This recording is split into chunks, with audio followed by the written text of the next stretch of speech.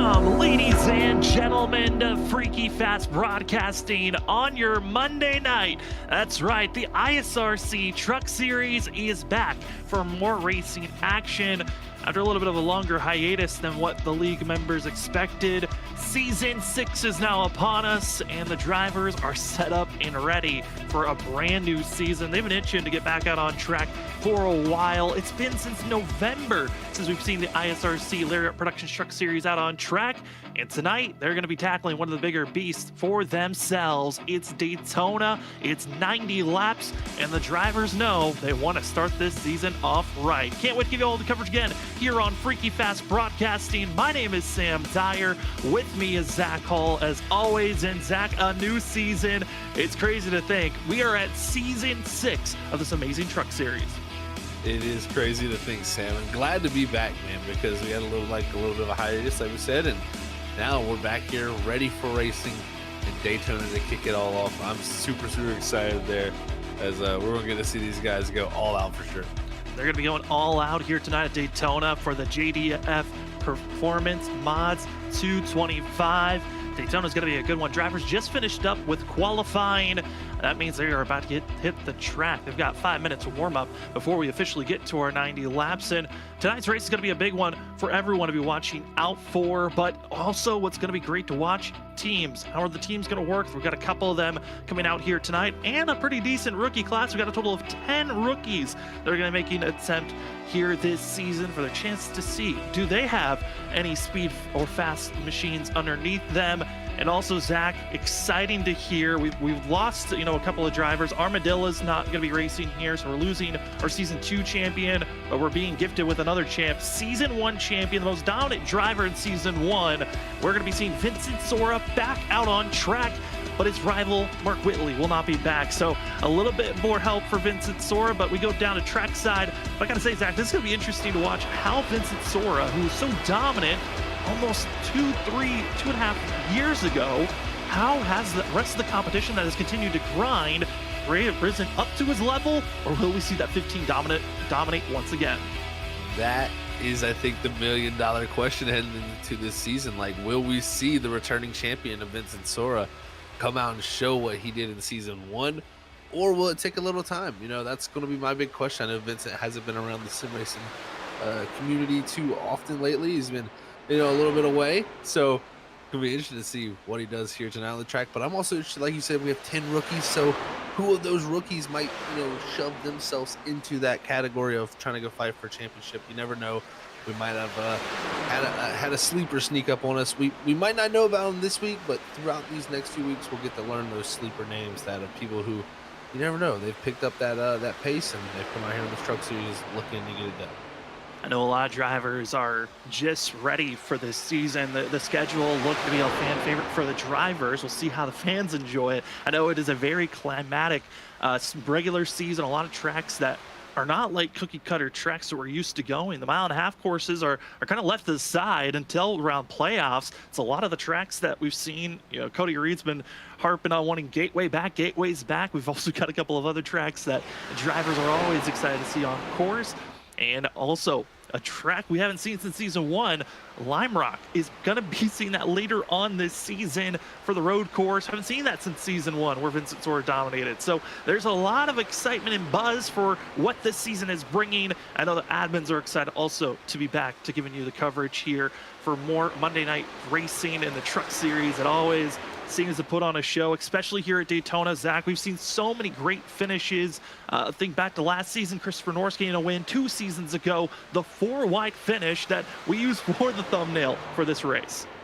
Exactly, that's the one I'm most fond of, but we've also had other great ones too. It's really always been a staple of ISRC to get their season really kicked off with quite a bang.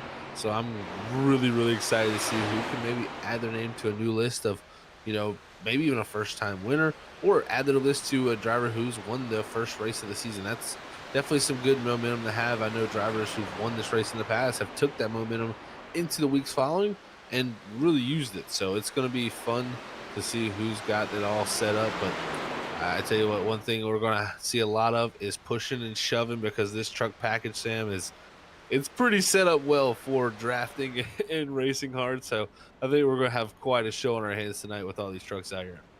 Yeah, I mean, talking about drivers that are going to be hoping to get maybe their second win here at Daytona for the opener. There's only been one driver that's done it twice, and that's John Forbes in the 11, who also grabbed his very first championship last season, where the 11 thought maybe it was season 2 where he was going to grab that championship. It just didn't fall in his cards back then, but for season 5, finally we was able to grasp that championship. But talking about returners, we talked about Vincent Sora. Eric Krolick's back out there in the 01. We haven't seen the 01 on track since back in season 3. The one machine of Brandon Colley's back out on track. It just feels like, Zach, this is a resurgence of, past drivers wanting to get their chance. Also with some rookies that are excited to get their hands out here on course.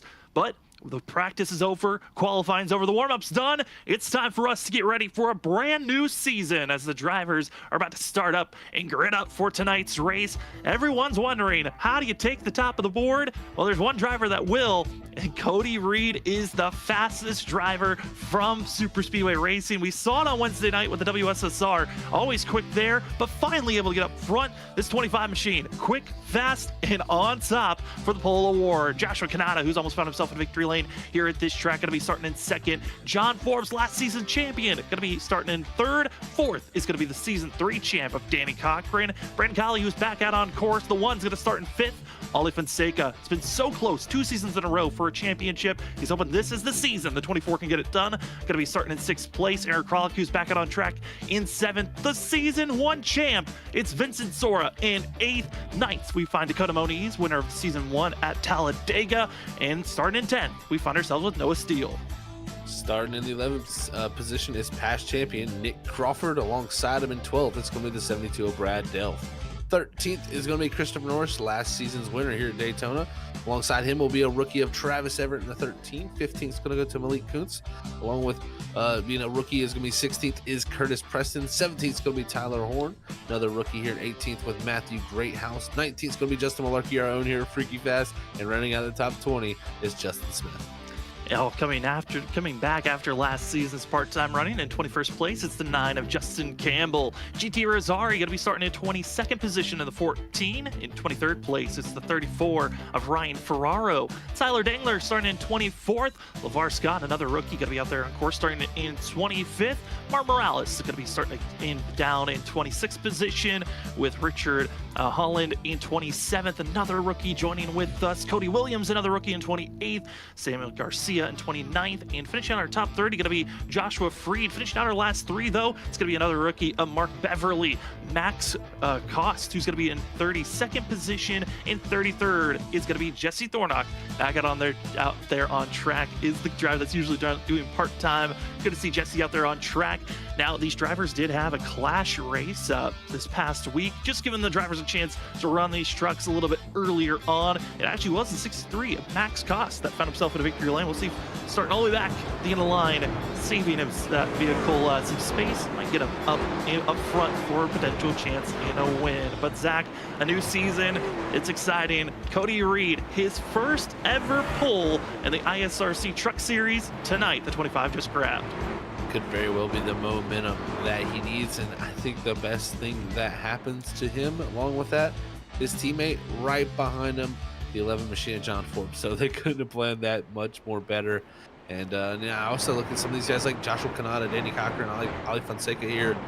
They're all guys who work together. So we've got a good group of them. Vincent Soares not far behind him. I'm planning him to be right there with Cochran in that group. So it's already showing, like you said, teams earlier, is going to be a critical phase of this race and which teams will work together. So let's see how the teamwork here already starts to bond early in these laps before the green flag even almost drops. The drivers are set, they're ready to go. Going to be 90 laps in total for tonight's race. Also a factor we haven't talked about or said in a long time here on Freaky Fast Broadcasting. If you've been watching all of our other broadcasts, there will be a stage break here tonight at the end of lap 25, or if there's a caution at lap 20 to 25, that will count as our stage break. Top 10 drivers get bonus points, and there will be no fast repair for extra sets tires in pit road. And Zach, the pit window, 30 to 34 laps, that's going to be a critical thing once we find ourselves past the stage break. That it will be. That's going to be really interesting for sure, because I think it's on the edge of almost even being possible to go 35. So I think most likely We should be good with one stop, but it could be close if you're the leader out front. So let's see how this shakes out.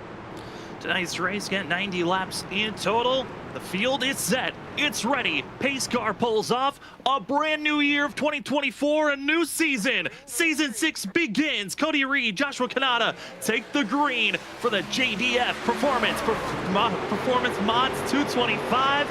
And here we go, Zach. Daytona's underway as they roar down into turn number 1. Dead even start here from these drivers as even Kanata almost edges ahead as they go into 1 and 2. Now it's going to be Cody Reed with the surge from that inside lane. The shortest way around this Daytona Beach racetrack is right now Brandon Colley, the third car in line, pushing that 11 of John Forbes. That was able to allow them to surge, but you can see down the back straightaway that outside line has the speed, the momentum, and Kanata going to be able to nose ahead. Going to nose ahead for now is going to be Cody Reed, Kanata trying to work as one. These drivers that are up front, a lot of friends that have been setting up for this season. That's your top 4 currently. Brandon Colley in the 1 machine, back it on track, is also going to be having the 01. Both the 1 and the 01. Curious on how they're going to be running here in the early going, but we're already starting to see the drivers that want to be up front and those that are starting to back off. Lap 1, give that lap to the 16 of Joshua Kanata, who's going to get that extra bonus point. Always want as many points as possible. We'll talk more about those points when we get to the stages where they'll be even more available. But if you can get out in front and put that nose out ahead of the whole field, you will get that 1 extra bonus point to go along with it. But right now we're seeing pretty stable drafting and just 2 lanes that are very strong. And that's one thing I noticed with these trucks. Sam, got a little bit of experience myself this week in them, and it seemed like all 3 lanes very viable. And it seemed like the bottom and the top can really fight each other all the way around.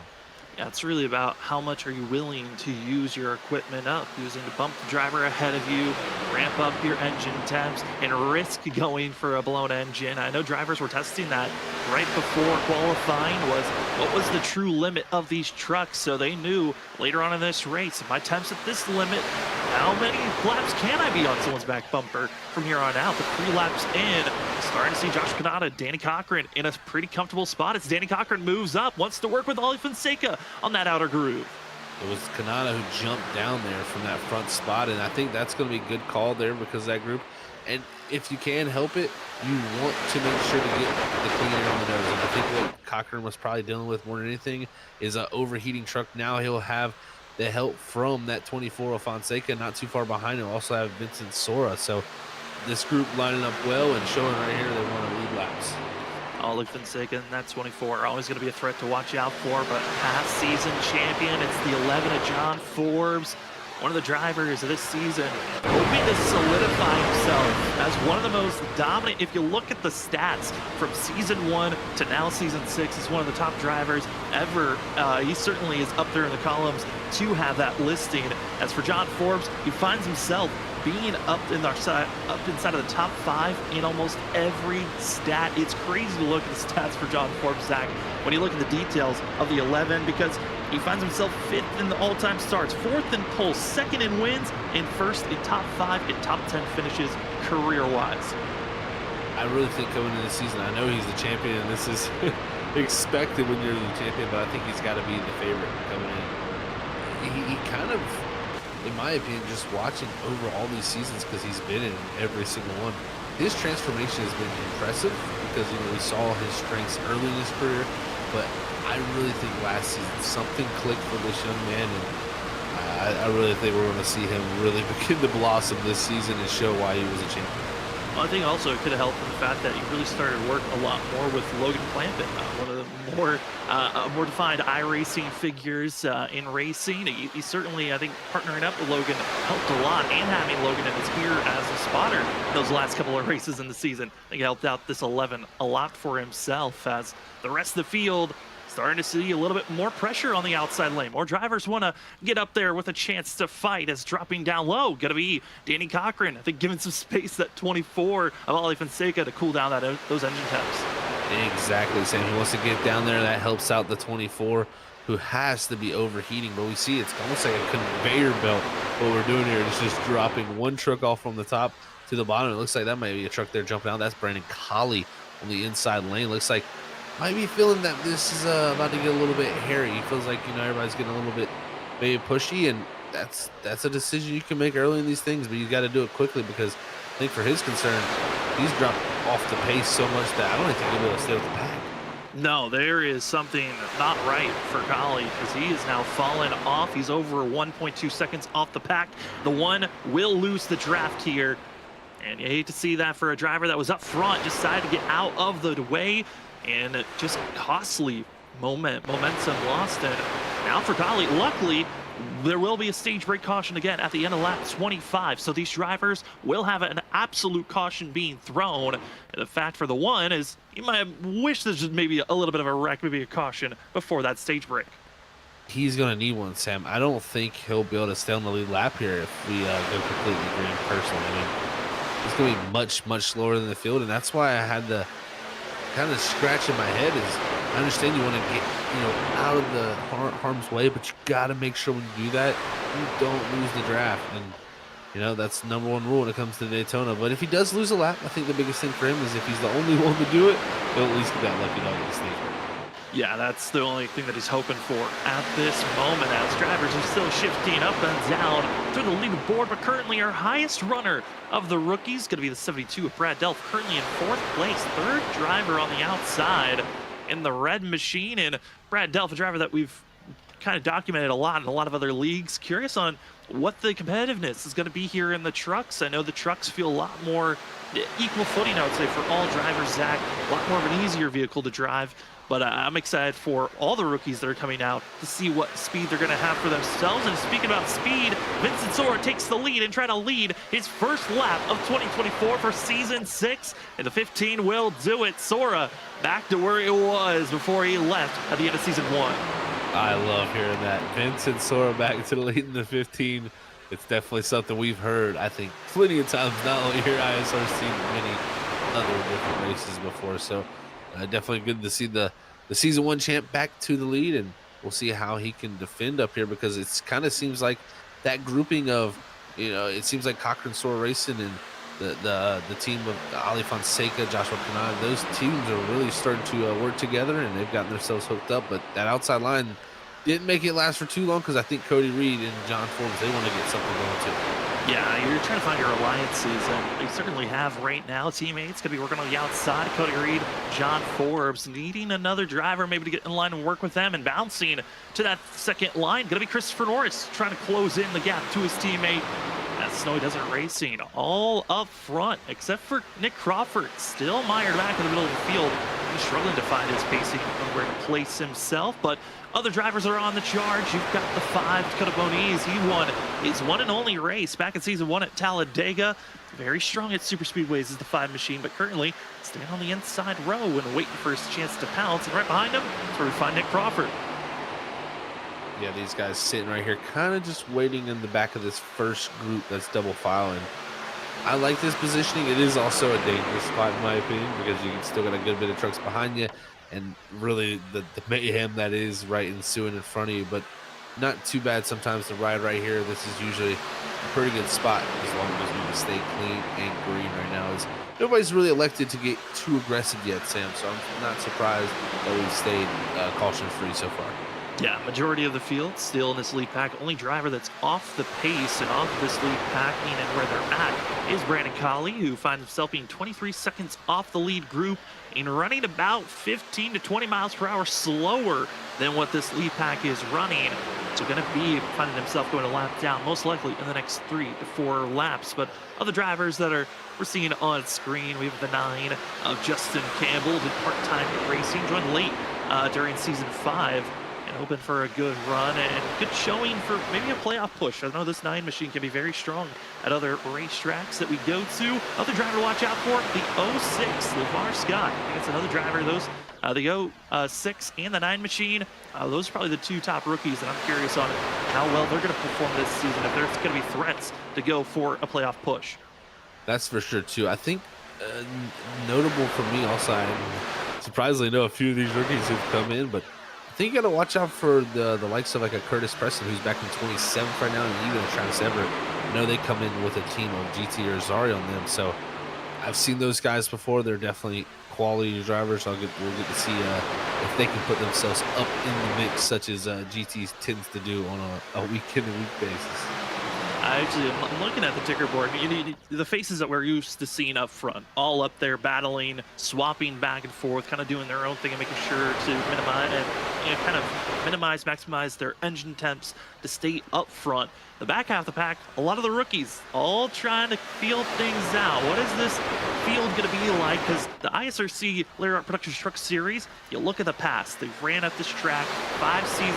This has been the opener race for every season, and there's been a range of 4 cautions up to 7 cautions each race. The fourth only having 4 cautions was back in season 4. That 7 was back in season 1, but there's been a range back and forth between that 7-4 range on cautions. And Zach, I'm curious on when we'll see that kind of ramp up of drivers thinking they need to go for that spacing, maybe go for that big move, and if maybe they're recognizing it's a little bit too early to be making a move now.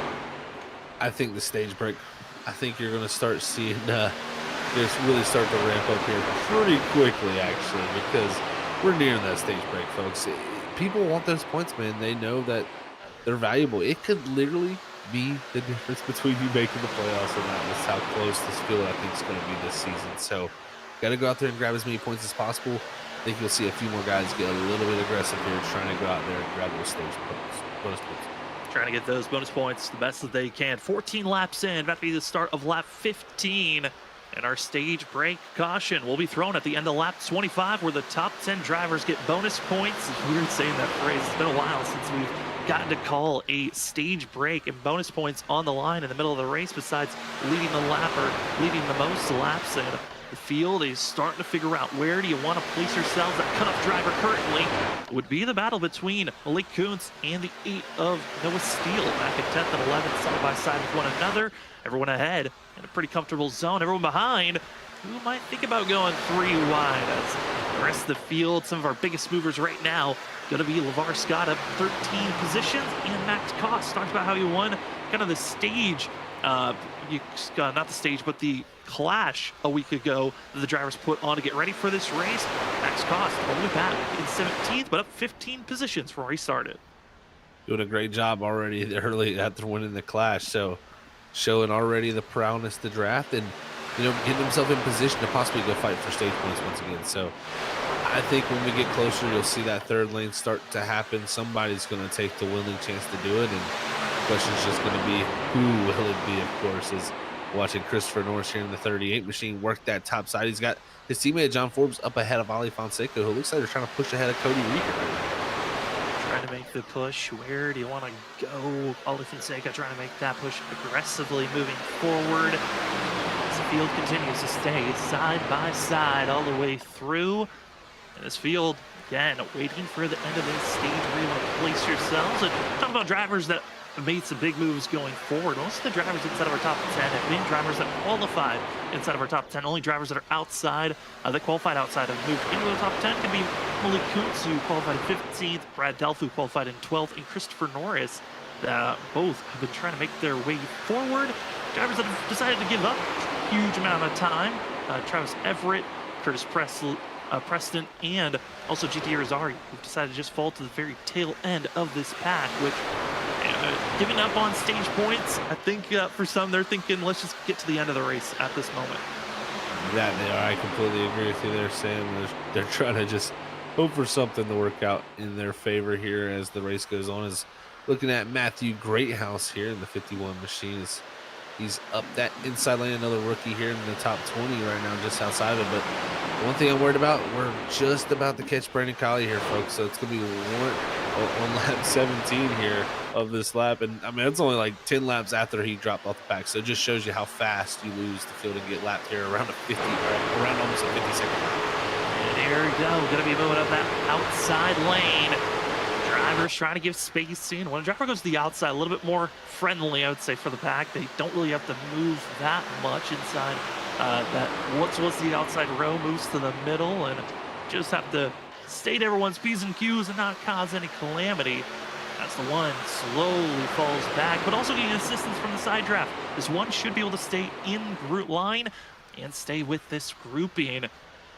But one of those things, Zach, where the one's upset about maybe going a lap down, but is the only driver one lap down. So if we stay clean and green until that stage yellow, probably should be getting that lucky dog and get back on the lead lap. And we'll be back to 33 drivers on the lead lap here very shortly.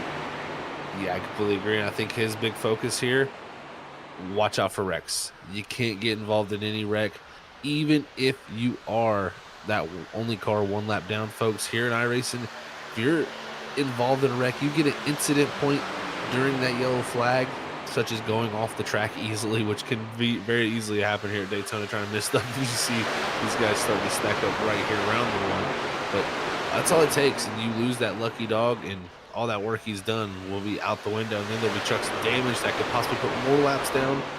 That's his nightmare. He wants to get that lap back here early. Want to get away from that incident as quickly as possible, as drivers trying to get pushed forward as aggressively as they can. You've got on the inside in new colors, it's the 26 Tyler Horn trying out a different scheme this season. And on the outside, it's the Among Us Sus truck. It's going to be the Mustang of Tyler Dangler, as the Tyler's going to be side by side, making their way forward. But curious on, again, when will we see someone try to bounce to go 3 wide, or will they just be all right with where they finish and allow the top 10 to kind of go back and forth on who has those bonus points? It's going to be the question, who's going to push, who's going to back out. That's really what I want to see. I think you're going to have a few guys that will back out of the situation when we get closer here, because they know as we come to by their complete 20, it's only 5 to go here in this stage.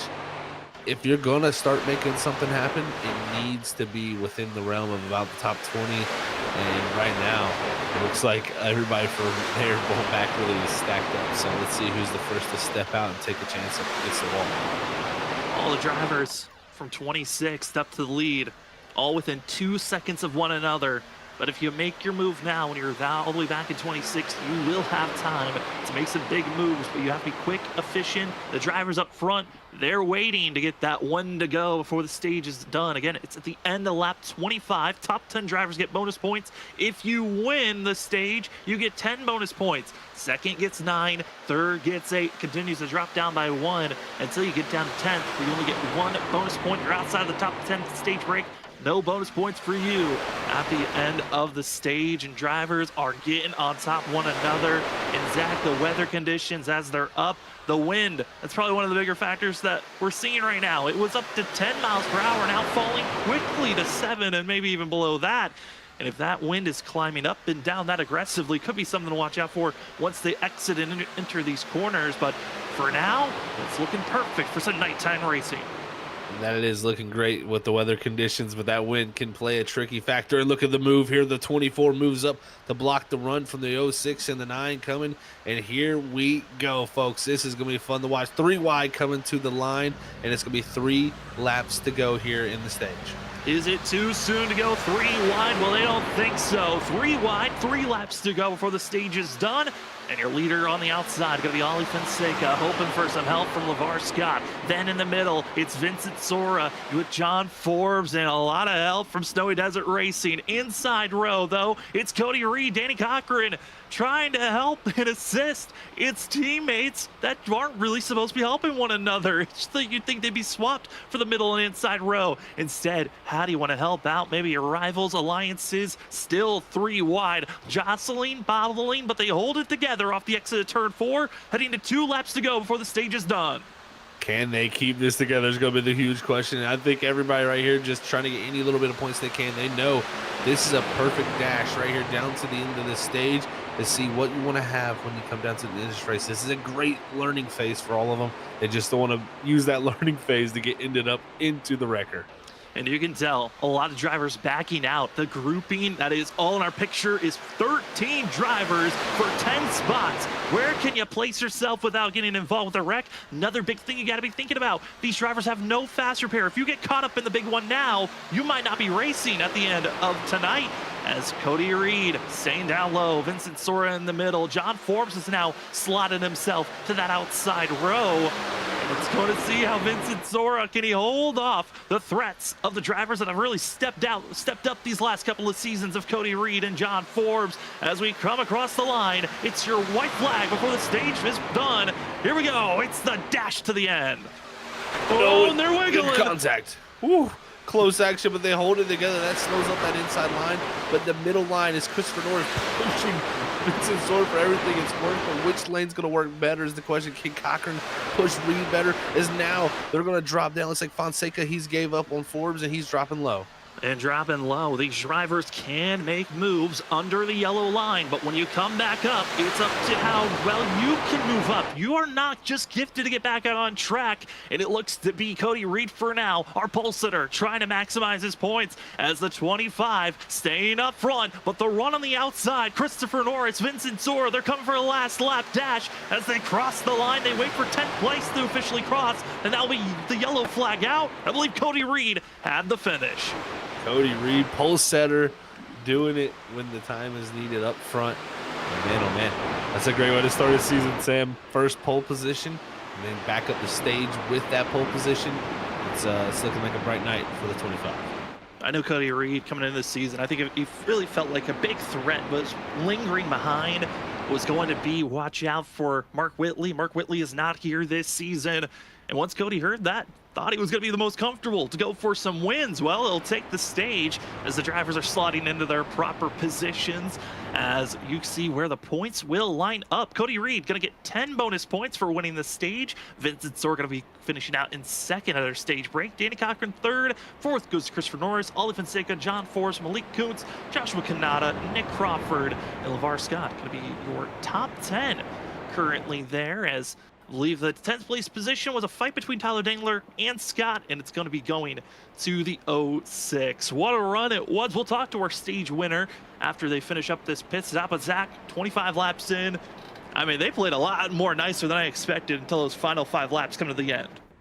Oh man, that was a fun final 5 laps for sure. And when you get all 3 lanes working here at Daytona, it's just it's really just a work of art personally.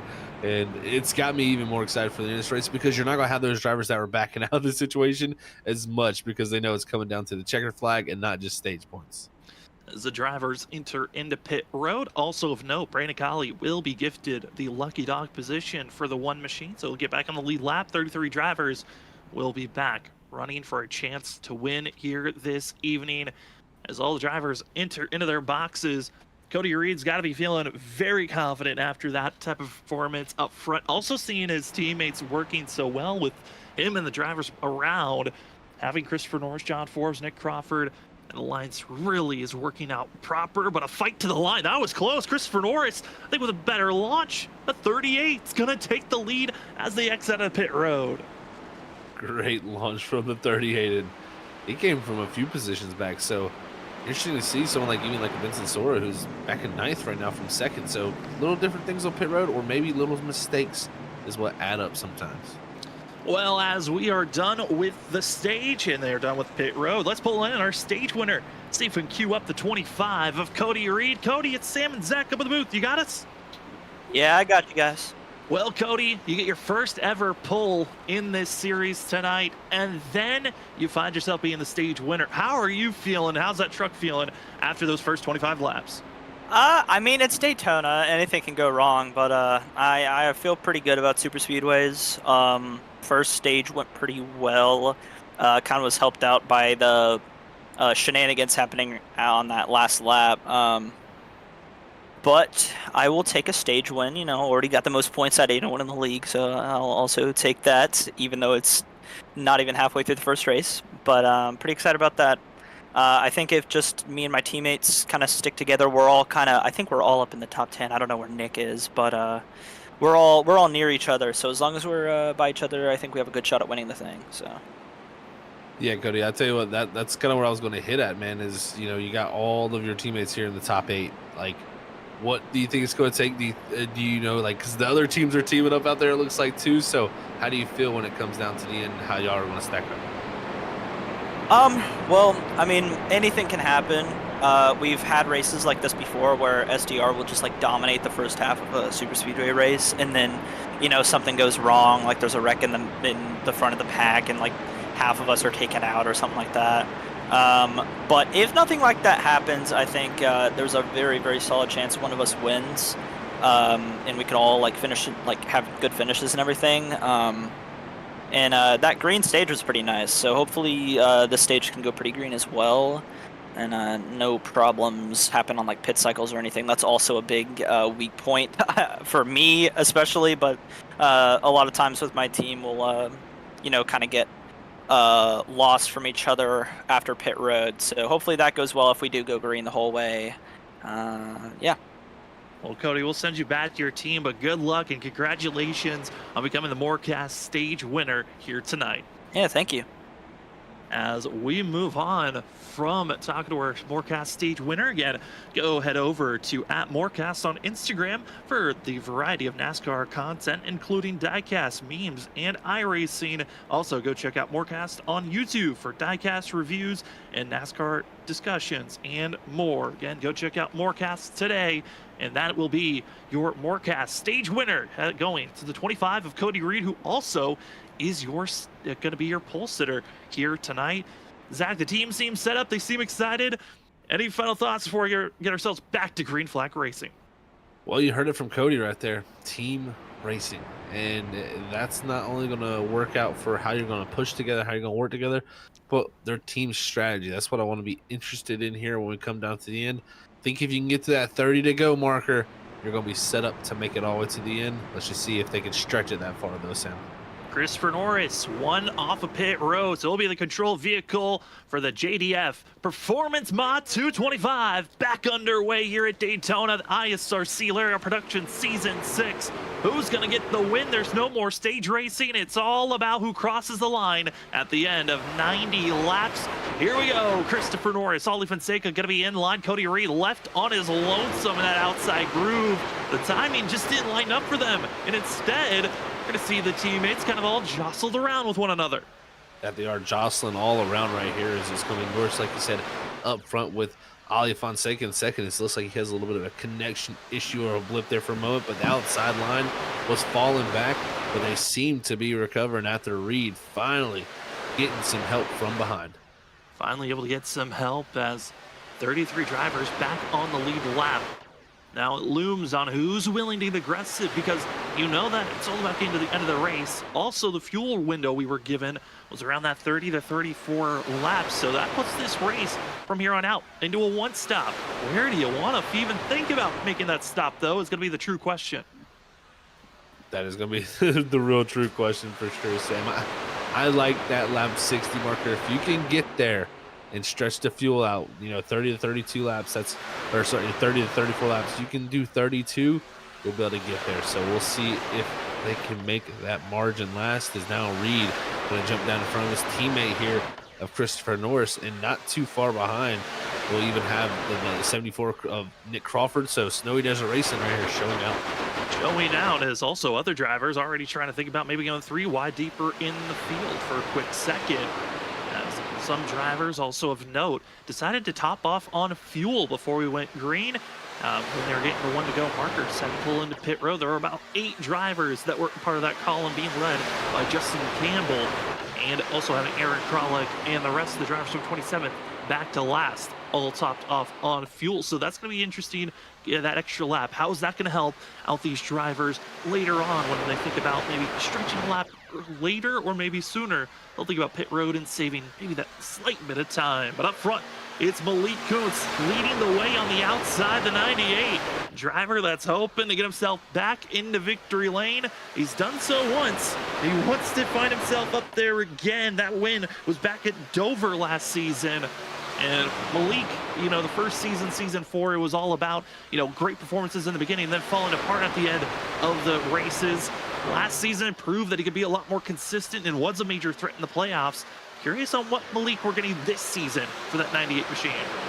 I love when you see drivers consistently grow from season to season, and I think that's what you've had with Malik. So good job on him. And he broke through with that first win last season, and really showed out there at right near the beginning of the playoffs and was really looking really, really strong. I would say this season might be his one to break out even more, possibly.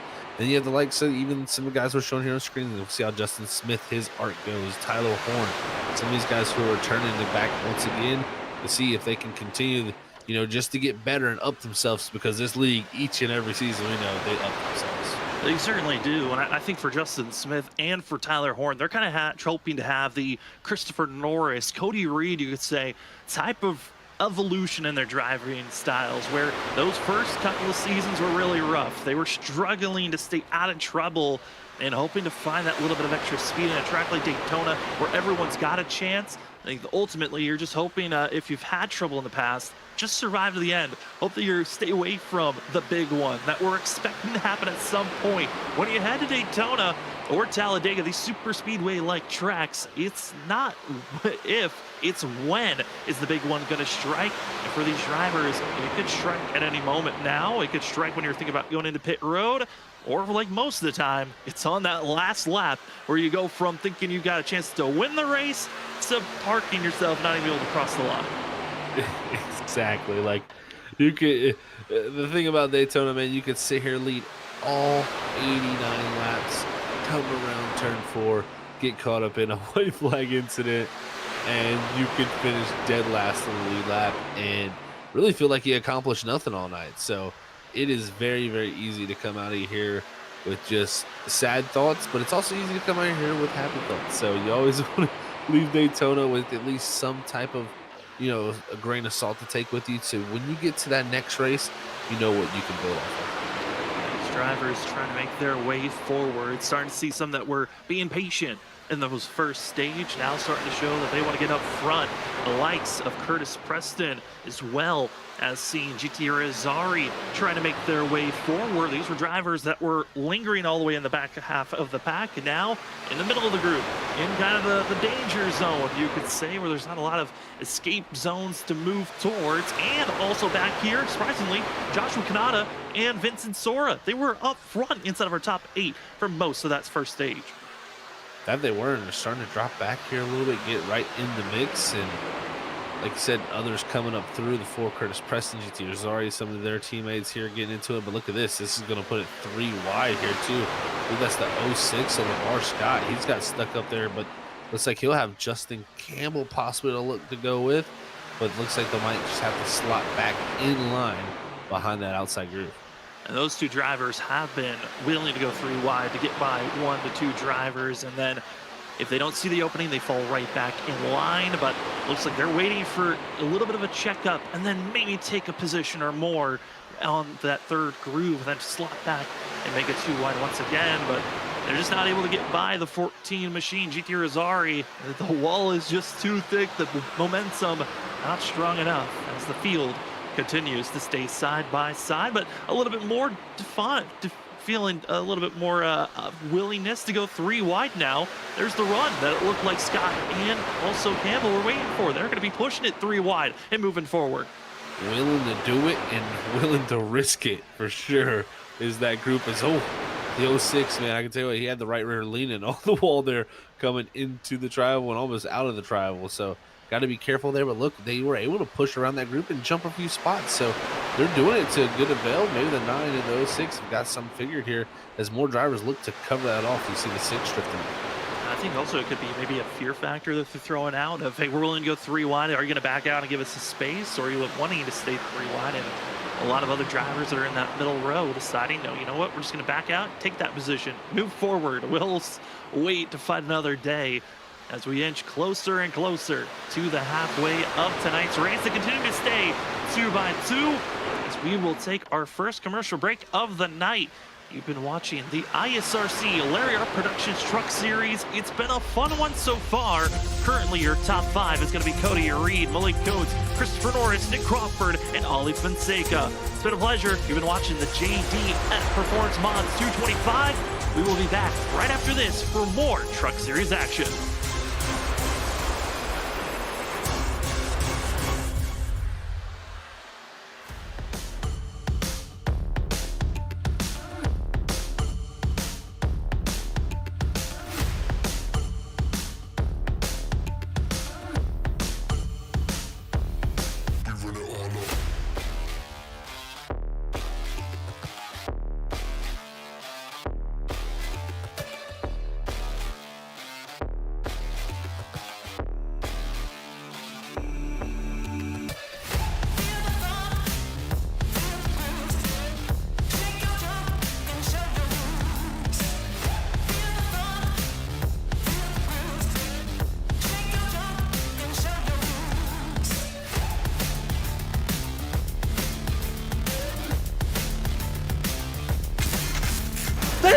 wide behind her pit.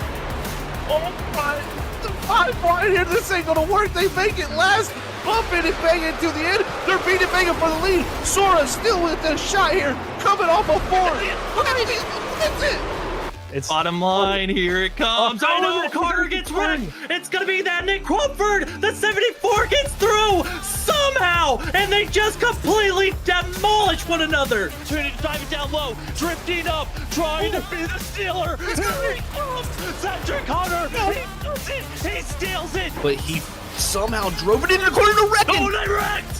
They wrecked each other. The top 2 bounced into one another. Just too much of side drifting off of, and they got to be careful. Oh no, the 4 demolishes in the 28.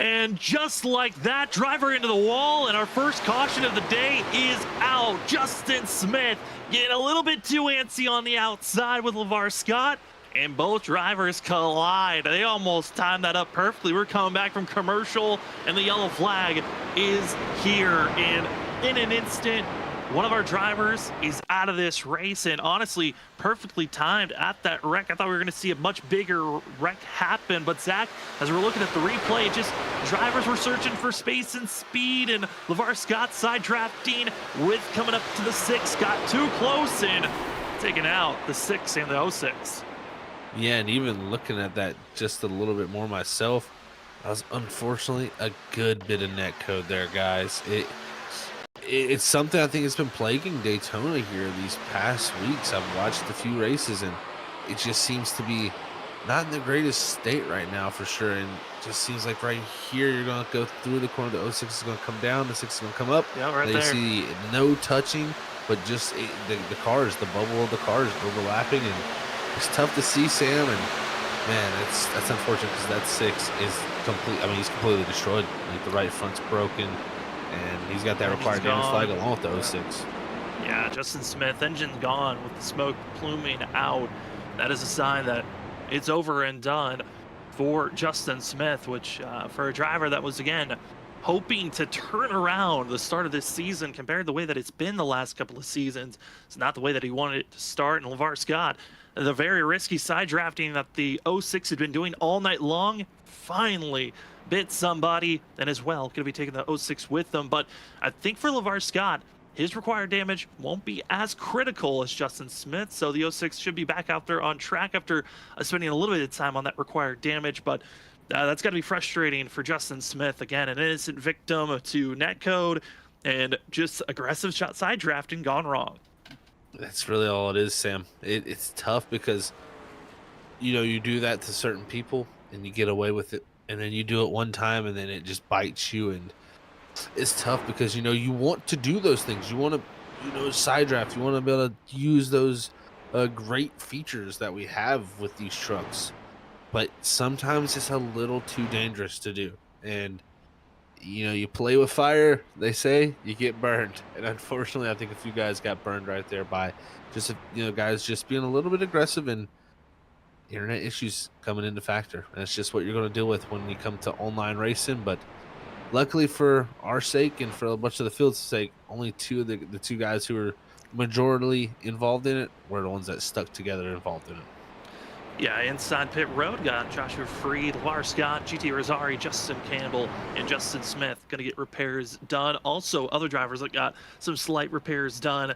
Dakota Moniz, Samuel Garcia, Joshua Kanata, Mark Beverly, and Ryan Ferraro just leaving pit road now was the 34. Still in pit road again is Justin Smith, Campbell, Scott, and Freed that are hoping to get back out there on course. Up front, going to be Nick Crawford, as the whole entire field decided to hit pit road. And Zach, this is going to be, again, tricky timing because the field is just about to cross the halfway, and we know they cannot make it from here. They cannot, Sam. Now, this makes the strategy a lot more wide open, in my opinion, now with the way this is all played out. It's not as cut and dry anymore. It's a little bit more now. How much fuel will you have to put in this truck? How much time are you going to have to spend on pit road? And those extra gallons, those extra tires, everything you add onto that truck, it's going to take more seconds. So the less seconds you can take on pit road, the more efficient you can be. If this thing was to run out, that's how you want to play it. So we'll see what the strategy is going to be. But I would not be surprised if we have another yellow flag just to sprinkle it in, just to add a little bit more strategy to everything. Another caution certainly would cause a little bit more calamity, more fun for us up in the booth. Again, first on-track incident, bring out a yellow. We did have another caution thrown earlier on. That was the end of our stage break, where we got to see our pole sitter, Cody Reed, win that stage. But for all those that are watching, welcome to Freaky Fast Broadcasting. If it's your first time here, thank you for joining with us. My name is Sam Dyer. With me up in the booth is Zach Hall. Running productions in the background is Robert Moyer Jr. You are currently watching the ISRC Lariat Productions Truck Series, the first race of Season 6. It is the JDF Performance Mod 225 here at Daytona. Nick Crawford going to be up front with Cody Reed. Christopher Norris, teammates of Snowy Desert Racing, have been up front looking very strong for themselves. There's been other great competitors that have been trying to stay up front as much as they can. But if you're in the chat and you have the ability to type in it, we'd love to see who are you rooting for. I know we've seen a couple of people chatting wanting Danny to have a good chance at winning. People loving the scheme for Cody Reed, as well as rooting for Team Watson Racing. Who are you cheering for? What driver? Is it a team? We'd love to hear from you down in the chat if you have the ability. And also hit the like button. Also subscribe. It helps us here at the broadcast team. And when we get more viewers, it helps the leagues out on finding more sponsors, as the ISRC Truck Series is looking for more sponsors to be attached with them, as they are looking for white flag sponsors, as well as looking for a lot of other sponsors on top of that, of qualifying, grid, and many more. So if you'd like to get more information, check out the ISRC Truck Series on all their socials. But for us, we're back to green flag racing for the JDF Performance Mods 225, and it's all Nick Crawford, Christopher Norris ripping from the bottom and pulling away. Great start from that bottom lane here, Sam, and those two teammates able to work together. They got their other two teammates up top, so we'll see what do they want to do. Some people would say you want to get them all in line, but at the same time, if they could lead both, the outside and the inside lane, that gives them a lot of leverage and opportunity over the rest of the field. Yeah, I think it also matters on what vehicle they're in. I think if we were seeing these drivers in the next-gen car, I would say everyone in line, you're going to be set up for victory. But in the trucks, that difference of positioning yourselves, two on the inside, two on the outside, gives you a lot more weaponry to hold off the rest of the field that's trying to make every position to move forward. The only problem is when you're in that outside row, you kind of need some help from the rest of the field. And right now, John Forbes doing a lot of the muscle work to keep that 25 side by side in these top four positions. Doing a great job for sure with that push up top there to keep them somewhat close, but now they're going to have the help. It's Brad Delph from the 72 up top, going to be able to help John Forbes here and see if he can get the push, as now we're going to be able to get to see the driver cam from the 11 machine here, as he's going to be able to help his teammate Cody Reed pull alongside his other teammate Christopher Norris and Nick Crawford. And John Forbes trying to stay focused, again, being the pusher. It is so tough when you're a driver on the outside and pushing. You're trying to hold your own line. You're trying to make sure you give the most momentum forward. And as well, starting to see some new faces behind this 11 machine. But John Forbes, again, trying his best to stay in line with his teammate of Cody Reed.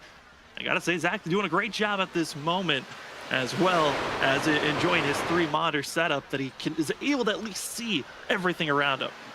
Yeah, definitely. You gotta love the view for sure. I've got a triple monitor set up myself, and I tell you, I don't think I'd trade it for any other view. I think the VR systems are cool.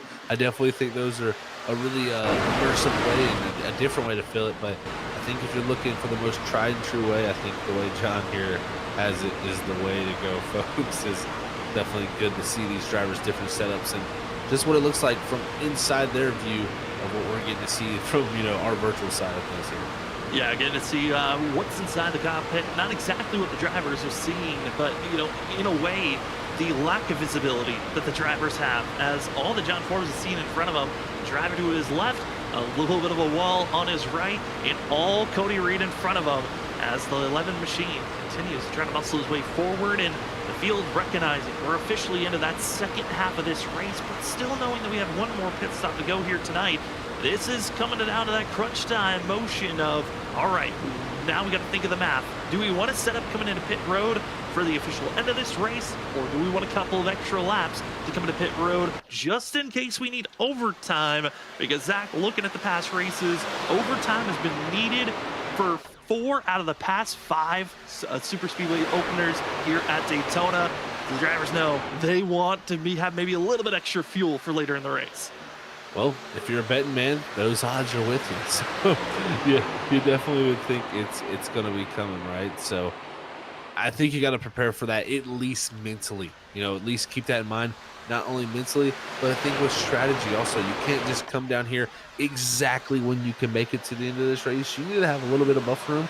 So, if we do get that extra overtime timing there, you have the fuel to make it to the end of this race. So, I'm interested to see how it plays out, because technically, Sam, in my opinion, if you get to that 57 mark, you should be able to make this race as well. A little connection to your leader there. That kind of check things up as everybody regains there for a moment, as Brad Delph is actually going to take the lead and push Curtis Preston. So some new guys getting up in the mix along with Justin Malarkey, our own here, freaking fast. But back to the strategy. I think 57 will be about that mark where you can make it for sure. But I think 60 is going to be the more tried and true method. Pit with about 30 to go. Maybe see some 2-tire stops where you take only about 8 gallons of fuel to fill that truck all the way back up. Well, now we're starting to see the surge, and I kind of had a little bit of PTSD for a quick second there, seeing drivers having the blinking issues. There were a couple of drivers there of similar names. We've seen issues pop up this past Wednesday.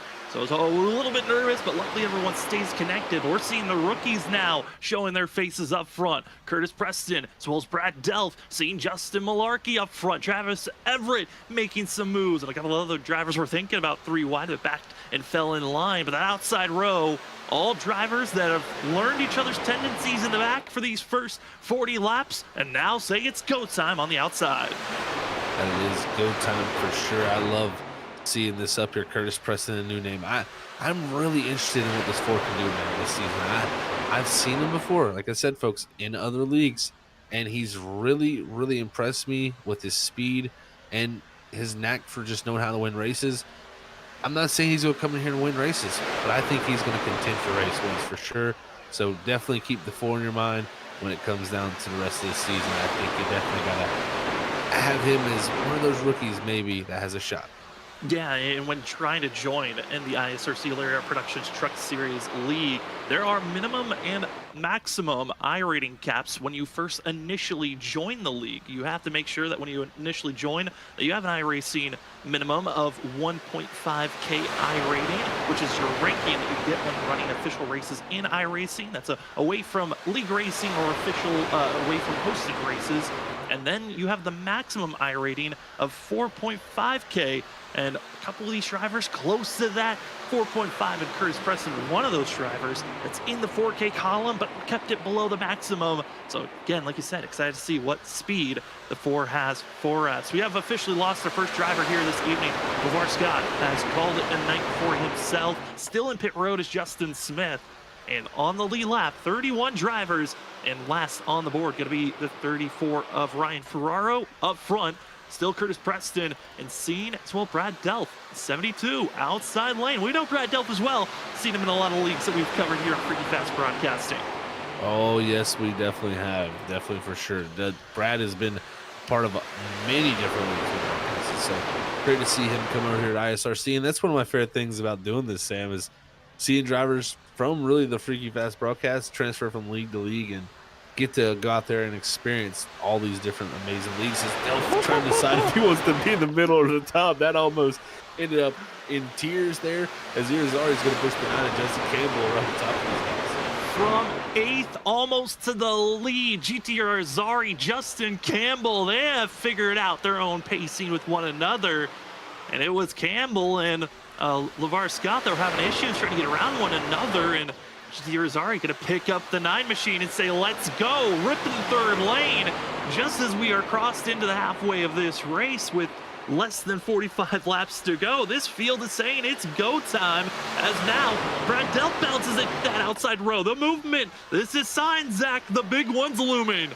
It is definitely signs, Sam. When you got guys bouncing it from row to row, things happen so quickly as Malarkey tries to almost follow there for a moment. No. He gathers it up as Forbes, our past season champion. What a save from the champion there. He is able to drive on the apron and keep that thing straight, Sam. I mean, many other people would have had that thing spun around. And everyone now recognizing, okay, we need to take a deep breath. Let's all calm down. And that's why we're seeing the single file racing. Everyone backing off. Got a little bit nerve-wracking on where you want to place yourself. But also, the racing scenario has just moved into pit road is open. If drivers would like to hit pit road and this race stays green to the end. And I think this could be also another sign of drivers getting single filed up. This is usually the universal sign of pit stops are right around the corner. And this is telling me they're getting aggressive with it, Sam, because if you pit now, you're right on the window to make it to the end of this race. That does not include if we get some overtime situations. So this is an aggressive call if we see some drivers pull off here. Again, I think that lap 60 marker, that's got to be where it's at. But that's another reason why I think you are starting to see this single file action, because we're getting closer and closer each lap where these guys are going to make that first movement. Seeing the rookies up front, top 4 are rookie drivers, part of our class of season 6. Brad Delph, Chris Preston, Justin Malarkey, Travis Everett, all trying to find their way to stay up front. Seeing a couple of other drivers making some movement. Now GT Irizarry going to be bouncing the outside row. And looking at the drivers and teammates wise, we're seeing teammates trying to align one another in line so they all can come in as one. But pit road, not a safe place when you try to enter. It's just as dangerous as you're on track. Still waiting for drivers to officially come over the radio or put in their own driver's chat of we're coming into pit road. But pit stops are going to be just as hazardous as staying on course. Pit stops can be definitely hazardous, that's for sure, Sam. I think that is a definite statement that a lot of people will have memories of fond incidents going into pit road. It's a place where you can lose this race by far more than any other is coming down the pit road. And what that really comes down to, folks, is these drivers are driving upwards of 190, 185 mile an hour coming out of these corners. When you come out there and you have to slow down to pit road speed, it is not easy. I mean, that's 60 mile an hour. You're dropping down over 100 mile an hour in not a great distance. And when you come to pit road, there's usually multiple people pitting because you want to pit in a pack. If you don't pit in a pack, you're losing time. So it really bodes well to pit with a bunch of people, but it also can get very, very closed up and confined very quickly when you get down to that pit road entry. I got an interesting question for you, Zach. I'm looking at drivers under our last pit stop. Again, that was 15 laps ago. They still, again, this next pit stop should be our money stop, the last one of this race. There was about half the field deciding to take just fuel only under this last stop. Other drivers decided to go with 4 tires. Is there maybe a thought of taking tires or not once they make this green flag stop?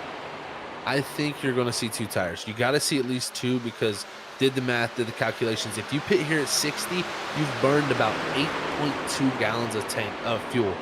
And really what you're aiming for when we aim for a 2-tire pit stop, you're aiming for a pit stop where your pit crewman does not have to unengage the pit or the can of gas. Each can that gas man holds is around 9 gallons. So anything you can keep in that 9.5 range of gallons under, you will only take 1 can of fuel, and your pit crewman will not have to re-grab another can, and that really will slow down the pit stop for a 2-tire stop. So we're going to be looking at around, I'd say 7-9 second pit stops here when we come to pit road. The guys who didn't take tires will be a little bit worse off on those tires, but I did see during that clash race not a lot of tire wear, so I think that's why others were electing for fuel only. Drivers trying to, again, slot themselves in the position that they want to be in prime pit entry. And oh boy, no signs over the radio. And it's going to be Snowy Desert Racing. 5 drivers coming down together as one. Tyler Dangler going to be tagging along with that crew, but they were pretty spaced out between one another. They're going to need a clean stop, pit entry, and exit, and make sure you don't get caught speeding. That could be another costly moment, but that's the first sign of pit road, and no one said anything. That was a quiet pits entry. I think the field kind of was shocked by with the way they're reacting now. Yeah, I think now everybody a little call card saying, "Ooh, whoa, why are they pulling that strategy there?" And I can confirm all of them there coming out of pit road now. 2 tires and fuel for each one of them. That was some good stops. So they'll be able to have really good times here. Good times for themselves. Tyler Dangler has to pick up the pace a little bit, though. He could be a little bit in a nervous spot and could be losing out on the draft of the 4 official Snowy Desert Racing drivers as they get back out on track. The rest of the field just entering turn 1, so they should hypothetically here, Zach, stay on the lead lap because of the speed difference that we're seeing right now. The lead pack being jostled so much and the lack of speed that they had the lap before.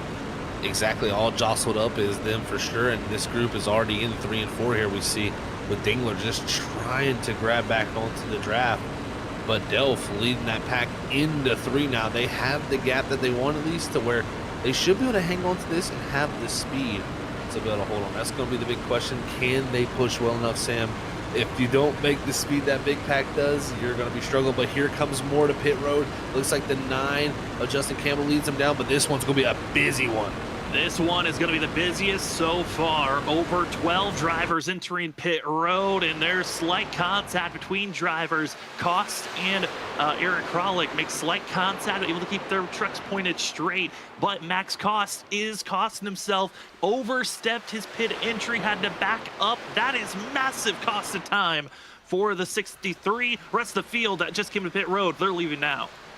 Here they come, all pit road now. We'll get to see how this is all going to shake up as we're watching this front lead pack of group of cars. I'm interested to see where does the Snowy Desert Racing group lie when it comes to this group that's just coming out. They're just actually getting into 1 while the others are going onto the apron, so should be pretty close here. Yeah, I think for the drivers that are leading, that just exiting pit road, they have hit the back stretch. And for Christopher Norris, as well as Nick Crawford and the rest of that crew, they are just passing them at this moment. Another group of drivers hitting pit road. Another cluster of about 8 still left, with 7 that need to enter pit road, being led by Brad Delph, Curtis Preston, Everett, Irizarry, Malarkey, that is Great House, Horn, Kanata, Horn's gonna be the last one of the 7 drivers that are out there. Kanata just leaving pit road, and a lot of those drivers, a little bit of extra time on pit road, over 10 seconds, 11 seconds for some of those drivers that are being passed right now. This 3rd group that just exiting pit road, a very poor exit out of pit road for themselves, as here comes the final grouping of drivers, and Brad Delph stays out all on his lonesome for the 72. And that right there, Brad Delph, I'm sorry to tell you, bud, but you're in big trouble if that yellow flag does not fly here in the next few moments, because he's going to most likely lose any touch with any field. He needs to get in pronto next time, Sam. No waiting for the 72. All on your own, and that is a huge mistake to be made. As the 72, Brad Delph, he had time to react, just he waited too long and then gave up on trying to enter pit road. Stays out, and no one else could be assisting. The rest of the field looks to be led by Cody Reed. Christopher Norris going to be the lead pack once all this pit road cycles through. This is getting very intense and showing how much pit road matters. It just really does.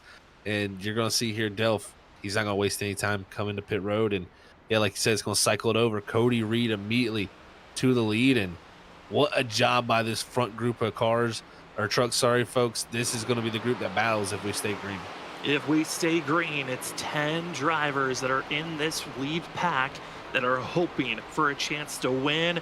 Matt currently in 12th, should fall down to 11th, is being led by Aaron Krolick, Dakota Moniz, Jesse Thornick, and Noah Steele, trying to pull along the second pack to catch up to this group. Biggest issue, they are 3 seconds back.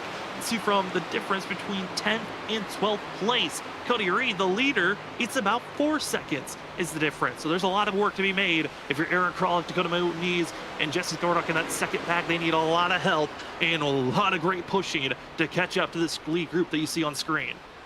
And can report leader Brad Delph, who pitted that last time all by himself, Sam, coming off the exit of pit road now. 28th is where it's going to be for that 72 right now. Only thing I hope he's going to have is the 1 and the 63 of Brandon Colley and Max Cost are going to be able to come up here and help him. But this front group nailed it, while others just did not get that pit strategy right. We'll see if that second group of trucks can run them down, because they're all single file led by Aaron Krolick, about 11th position on back. Tough pit road for the 63 of Max Cost and for Brandon Colley. Colley taking too long of a stop. That's why he lost the draft. Max Cost overshot his pit box. And mistakes that were made by those drivers for Colley. Decided to take 2 tires while the rest of his grouping decided not to even take any tires. And for Cost, again, overshooting. And now Brad Delph by themselves. Those 3 drivers need a caution badly to get back in the fight. Another driver that had major pit issues, Tyler Horn, all on his lonesome, about to be going a lap down here in the next 4 laps or so. But this is the showing of the second pack. And Zach, they are flying right now, about 4 tenths faster than the lead pack, and they are going to catch this lead group. We will be back to a total of 27 drivers in the lead group. It once was 10, now up to 27. Had a feeling we were about to see some purple lap times. Not surprised for a lot of these guys. A lot of these guys just ran the fastest lap of the race right there because of that draft there again from that front group. And it's only going to get faster for Kralick. So this time just dwindling down for him. I wouldn't be surprised if we could see a 47 or 46 second lap here from this group here who's catching up to that front group. They are on it. Dakota Moniz using that front bumper to its maximum potential, but also have to be careful of those engine temps if you're the 5, as the draft has officially been caught. Now it's just minimize the amount of damage and wear and tear that you're putting on as the lead group side by side. That's why they were catching the lead pack. They were not utilizing the top 10 drivers in line to try to stay ahead. They were fighting it out, and Zach, we're coming up to 20 laps to go here shortly. Cody Reed, Christopher Norris, John Force, Nick Crawford, all Snowy Desert Racing drivers, top 4, leading both lanes. They're in the cockpit seat, you could say. They are not feeling any pressure at this time, but it's going to change in a blink of an eye. You're exactly right. Nobody's just going to allow this to happen forever. You know, somebody's going to mount the charges. It looks like Justin Malarkey up there, top 3 wide in that 73 all-white machine. He's looking to make something happen, but just doesn't have the help right now, so he might drop back a few spots here. But luckily for that second packing group of trucks, they were able to catch up, and now we have a giant group of trucks from the 27th home position up to the lead, ready to do battle. And here we go with 21 laps to go in tonight's race. Still waiting for the true big one that collects not just 2 or 3 drivers, but maybe 10, 12, maybe even more than that to finish out this field. We know that it's a possibility to happen before the white flag, but once that white flag comes out, it is all about who crosses the line at the end of the day. And like I've said before, 4 of the last 5 races for the opening race here at Daytona have had to go to overtime. and they've got 3 opportunities if needed, if we have a caution with less than 5 laps to go here tonight. But they're stacked 2 by 2 all the way through to 27th position as they are slowly catching up to a lap car. That's going to be Tyler Horn, who's going to be the first driver to catch up to. He's the 26 stuck in the middle of 1 and 2 as our leaders just hit turn 1.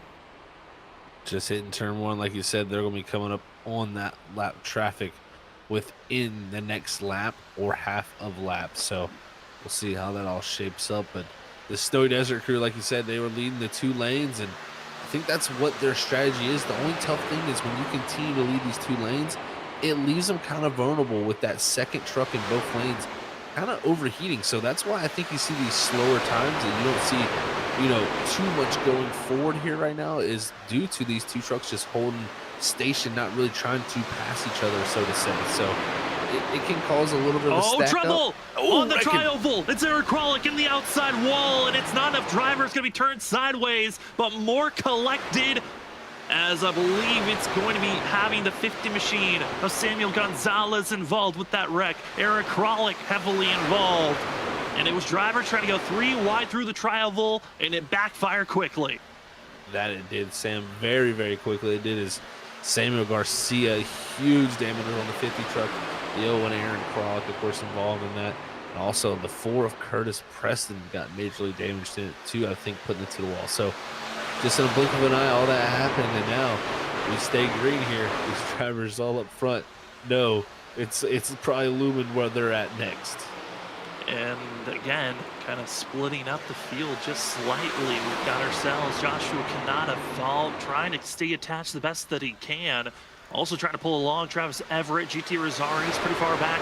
The driver that's for sure going to be losing the draft is Matthew Greathouse and Ryan Ferraro. Those 2 drivers going to be trying to minimize the amount of time left. But we just went from 27 drivers in this lead pack, now down to just a total of 18 attached by the draft. And that shows you how quick you can get lost. We had 27 at one point, now just down to 18. So it's very easily happens where you just lose the speed and you can't get back up to them. And we'll see when the mountain charge happens here on the top side, because again, it's the bottleneck of Snowy Desert Racing. Christopher Norris doing a good job not pulling too far ahead, with the help of his teammate Nick Crawford, and also Cody Reed and John Forbes right there on the bottom, just kind of controlling this race together. And that's what you want to do as teams. But we know the alliances that have been formed here.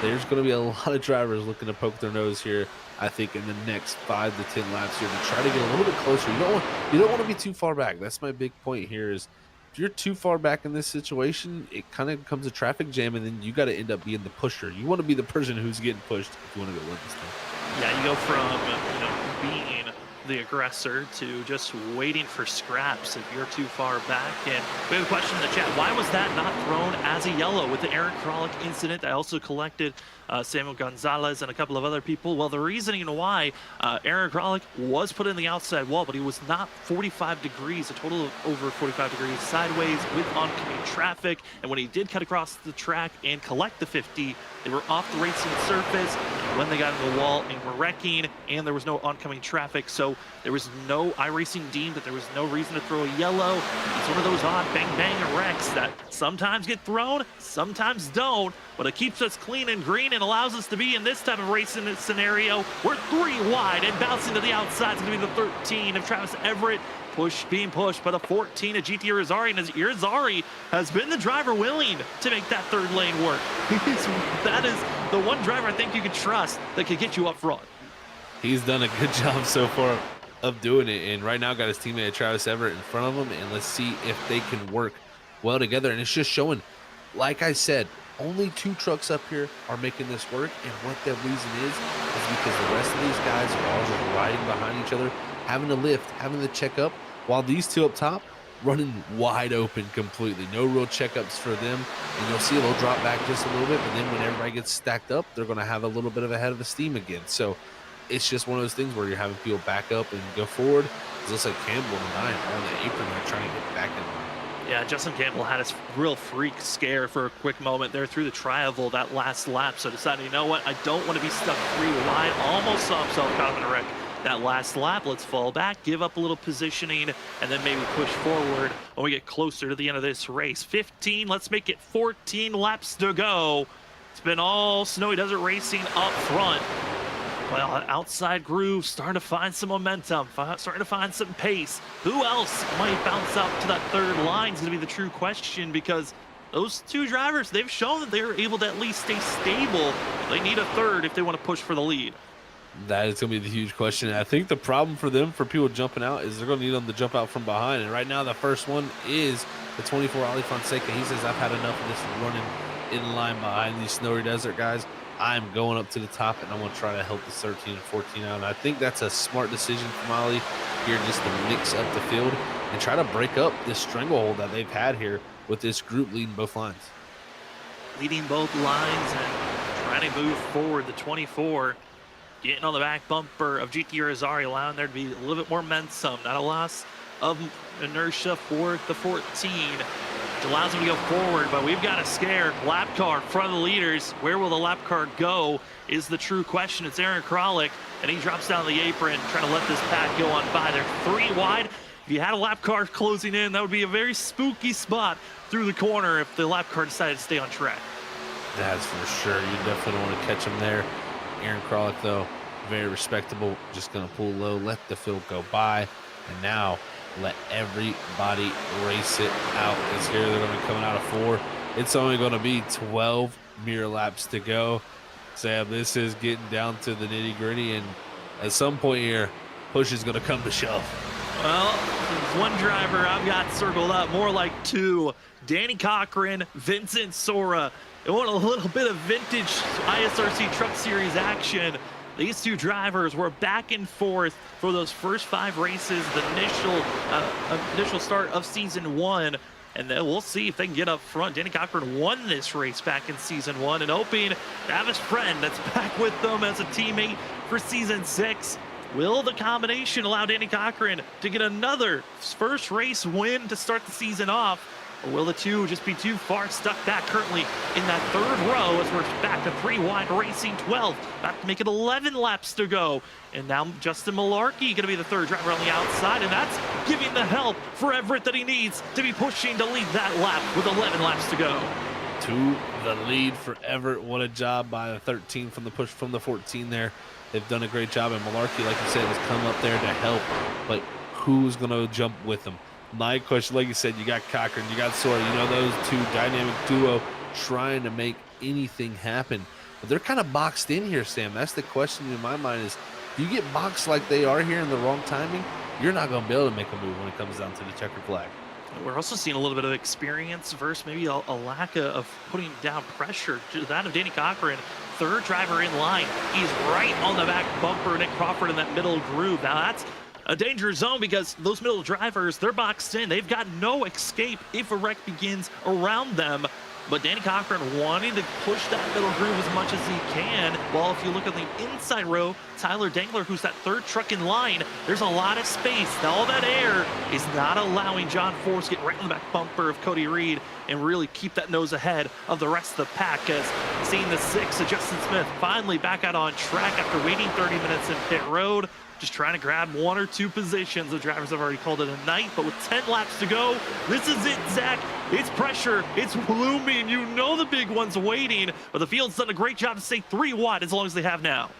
That they have, and I tell you, this is going to really get interesting here in the next few moments, folks. Hold on to your seats because something is bound to happen.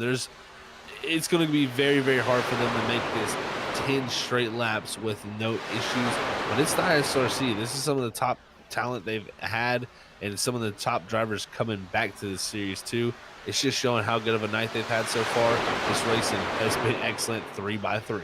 They've waited since November to get back out on track. That was the end of season 5. Here in February, the drivers had the anticipation. There were a lot of jitters, nervous energy that was building up, and it is at its peak right now with being 3 wide. These drivers in the middle of this group are feeling that boxed in, maybe that claustrophobia is starting to close in for themselves. Recognize we got to hold our line. Have to stay steady. Hope the drivers to your outside. If you're inside, don't come down, don't come up and make contact. And through the tri-oval, we've already seen a net code wreck there a couple of times. And that's the scariest spot. That's coming to the start-finish line. Zach, 8 laps to go. Not a lot of movement in our front row, but a lot of jostling for about 10th on back. And that's usually what happens. It's all pretty stationary up front usually, but it's the ones from behind that set up the situations going forward. And that outside line kind of deteriorates down the back straightaway, but they're going to gain some more momentum here. Don't give up on them just yet. The opportunities are not done, as now the inside line pulling really strong here through the center of the corner. Look at Tyler Dingler also there in the 19 right in the mix. He's going to have a good shot at this too. Could he go up here and get a first time here? And as well, they going below the yellow line. Yeah, that is free game. Those drivers can go down there. So we could be seeing 4 wide coming to the line. We could see 5 wide if drivers really poke their nose. Not expecting anyone going down to the apron to make a pass. Maybe on the white flag we'll see those big moves. But for now, they continue to stay 3 by 3. And drivers are starting to fall away. I think everyone's starting to get that sense of, okay, well, we put the pressure. We try to make our lane move forward. There really wasn't a lot of speed. Let's fall back. And we're seeing a lot of these drivers, 14th back to 20th, get single filed up, waiting for their chance to pounce. Those are the vultures waiting for any scraps to be given. Well, the drivers that are being aggressive up front, they're wanting this win so badly. And Christopher Norris wanted to become the 2nd driver to be a 2-time Daytona winner. The rookie, Everett on the outside, hoping for a win. And Cody Reed coming in from the offseason with the most excitement, wanting to get more wins as possible, was the 25 on the inside row. That it was Cody Reed. I mean, we talked to him at the stage break. He sounded ecstatic. He felt like he had an opportunity tonight. He had his teammates involved. And again, it's showing teammates all right here with him. All 4 of the Snow Days racing trucks all in line, leading 2 lanes right now, we must speak about. But they're going to have to fight off those top 2 up top, because Travis Everett and GTR has already been excellent, but there's been a lot of movement. And how hot are these trucks getting? Who's going to push it too hard, maybe a little bit, and push these trucks a little too hot and overcook that engine? That's going to be the question, because if your engine expires, you're done for. And that's going to probably bring out a huge wreck also. Zach, terrible news with 5 laps to go. Tyler Dangler has disconnected. He's been gone for a whole lap. He was the 3rd driver on the inside row. Disappeared. Luckily, no one else was involved once he disappeared from the session. We're waiting for him to officially be gone, but he's a lap down now. And that is tough to be seen for Tyler, as he's officially been knocked out of the server. And that moves up Ollie now. Fonseca in the 24 to that 3rd car on the inside. We're going to be seeing a lot more pushing and shoving with the 24 on the inside row. That we are. That's going to get very aggressive. I think that inside row is about to get a little bit more energy built up for sure, but got a feel for Tyler Dingler there, who's just, it's just unfortunate, man, of racing sometimes in a perfect spot to get a great finish or possibly a win, and it all gets taken away from here late in the going. But 3 by 3 we stay. I'm telling you what, Sam, excellent driving from all these drivers. I don't know how we've stayed 3 wide for this long. I know this group can do this, but it's so impressive with how much it's coming down to the clutch factors of staying in line, hitting your marks, and staying 3 by 3 for this amount of laps is so impressive for any group to do, let alone the truck series, where we've seen the movement. The exit of the corner has been the most dangerous, but they continue to stay 3 by 3 off the exit of turn 4, heading to 3 laps to go. And it's still the same 3 drivers leading each lane. It's Everett on the outside, Norris in the middle, Reed on the inside. 3 laps to go here for the JDF Performance Mods 225. First race of season 6. Down into turn number 1. And Zach, it's been looking, bouncing back and forth on which lane's leading as they come to the line. It's any lane's game. It is even all across the board, 3 by 3. They're bouncing off each other, though. Cars in the wall, but we're going to stay green. It doesn't matter. They keep it straight down the back straightaways. We're going to be looking to come to 2 to go next time by. Who's going to have the momentum? It looks like the inside lane right now has it all. They have it for now. Mark Beverly going to be losing the most amount of momentum, falling down to 19th place. Also, Joshua Freed losing momentum. He's falling it back to the 2nd pack. But from 3 wide and holding on one is Danny Cochran. He got all out of shape there off the exit of 4. We're back to 3 wide in each lane, led by a Snowy Desert Racing driver. But Nick Crawford doesn't have enough momentum nor friends to work with. He'll fall back in line. 2 laps to go. 2 by 2. Who's going to put it down to 3 wide, or do we stay like this to the end? I tell you what, I don't know if Nick Crawford jumped out or he just get forced out there with the push from the 2, as now they're going to be looking to make big moves. Danny Cochran moving back and forth, trying to get around Norris, but it's going to touch doors with his teammate Fonseca down the backstretch. Vincent Sora going to be the leader of that 3rd lane on the outside. Cody Reed on the bottom. Middle's Christopher Norris. The field is set. Who's going to get it done is the veteran drivers of Cody Reed. Christopher Norris going to be able to hold off the Season 1 champ. Norris tries to bounce high. Not able to. We'll keep it clean and green. We haven't seen the wreck get it till now. They cross the line. White flag is out, and everyone's scrambling. It's just 3, 4, 5 drivers make it through. John Forbes is the first driver in line. Ollie Fonseca, Justin Malarkey, the 3 drivers ahead. But watch out for 4th place. It's Justin Campbell and friends with the charge and momentum off of 2. That is where it's going to come from. Where can they come? Can they get the run in time, or does Forbes, Malarkey, and Fonseca hold on to this? Now down the back straightaway, who's the momentum going to go to, and who will get the push? We've seen some of these drivers waiting for their chance. It's Ollie Fonseca losing momentum, Malarkey as well, but they're bouncing in that 2nd pack. The run is coming. Campbell's got the speed. Where will the 9 place himself? John Forbes is down in 3rd. He's on the inside row. Hard block, blocking, defending, apron. They're coming across the line, and it's Ollie Fonseca. Fonseca wins the JDF Performance Mod 225. And John Forbes 2nd, and Justin Malarkey 3rd. Justin Campbell just coming home in the 4th position, but Malik Kuntz in 5th. What a season opener. It all started to transpire. They're coming to take that White Sam, and that last lap was just, I mean, everything left on the table. We almost had the replicator of that 4 wide finish from a couple of seasons ago. It almost was, and the way they were stacked, you could say they were 5 wide coming across the line. But Ollie got the slide, the spin that was necessary to hold off the momentum from Justin Campbell. And it's Ollie Fonseca in the 24, finding himself into victory lane. The driver that, honestly, has been the hottest driver when we look at the playoffs. This is the best start he's ever had for a season. That is the definite best start for him in the season, and locked into the playoffs. And after the 2 seasons he's just come off of, Ollie's definitely a major threat heading off into the rest of the year. But what a job by him, just making it through. But look at that left front tire. It's not hanging on too good. It don't matter, though. It just needs to get him back around for some burnouts. He's trying to get back to the front stretch to burn it down. But for us here, Freaky Fast Broadcasting, we will step aside here as the 24 gets himself prepared to do some burnouts. When we come back, we'll talk to Ollie Fonseca in the 24, 2nd place finisher John Forbes, and also 3rd place runner of Justin Malarkey. And we'll see who our spotlight driver will be when we come back after this.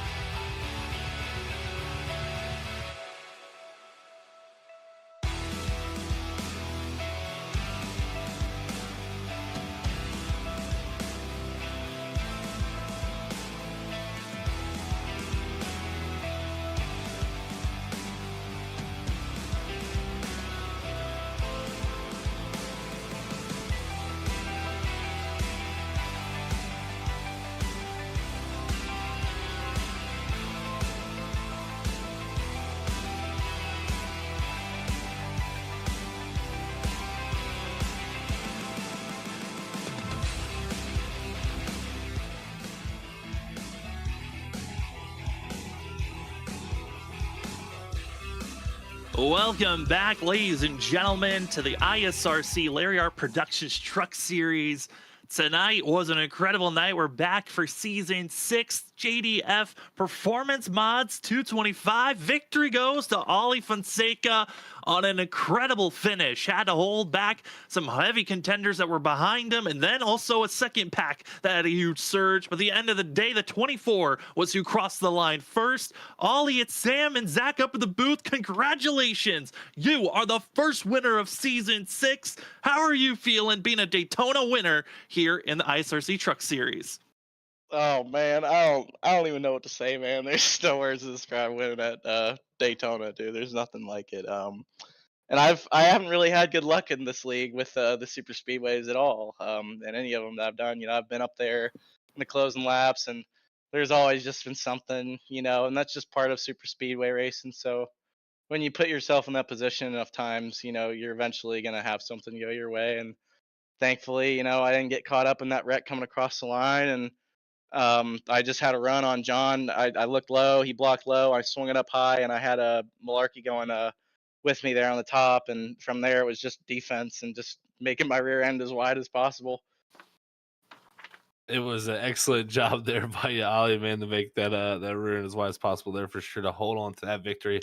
But take us through before that, like the setup of it. I mean, all that three wide action, really nowhere to go when it's three wide like that. What was your plan, and until it all broke loose there? Yeah, after that pit cycle, I was just kind of minding my own time on the top there. I think it was like third in line, right behind all the SDR guys.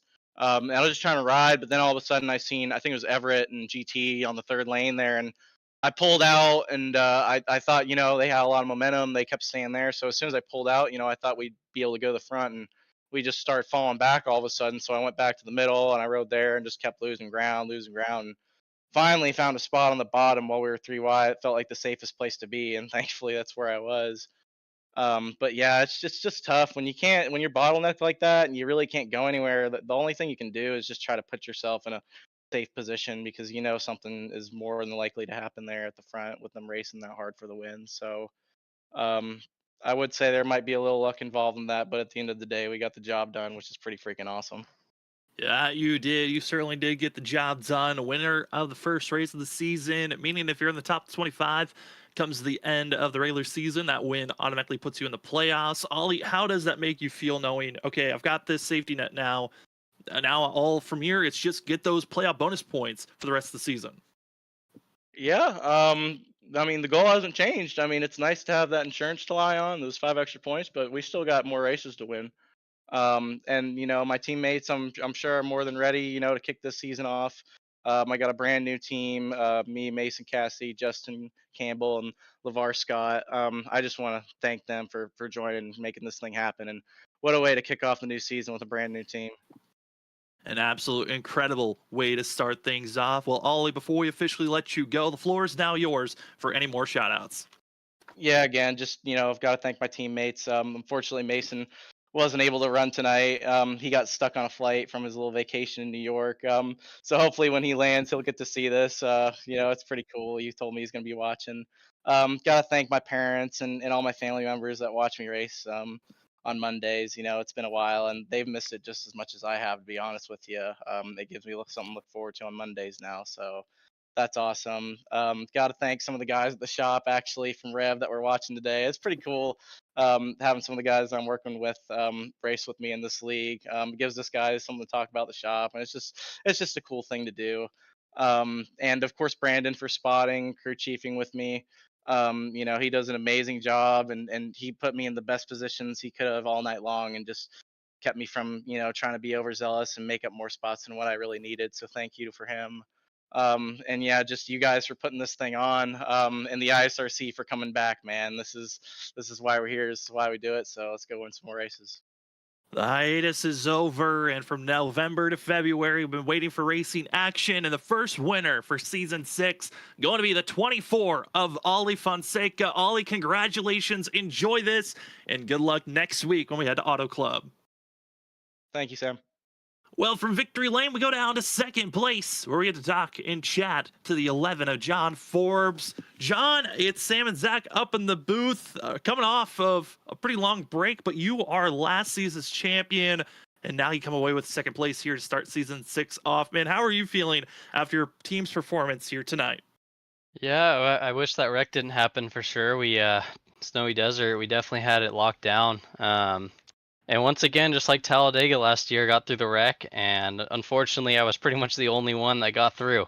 So yeah, lost another one there. It's unfortunate, but still really happy to walk away with the top 3 here tonight, finishing second. So, and thankful that at least Ollie was able to win. We raced with them a lot and pretty close with him as well. So at least it was a familiar face getting back in victory lane. But overall, it was a great night. Ran up front pretty much the entirety of the night. Had a great pit stop to put us in that position to kind of lock down both lanes. Yeah, it sucks it fell apart, but yeah, it was a great night overall.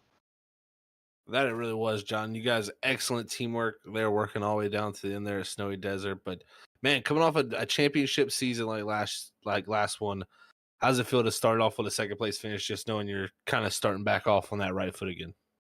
Yeah, it's definitely a good momentum boost. We see a lot of times that like championship curse the whole next season. So hopefully it's not going to be something like that. We'll be able to keep up the good finishes here at Auto Club, especially. Really had to happy to go there. It's a home track. But yeah, just looking forward to the next weeks to come. I mean, we cannot wait to see how you're going to perform, John, on these upcoming weeks. Congratulations on second place. And before we officially let you go, the floor is now yours for any shout-outs.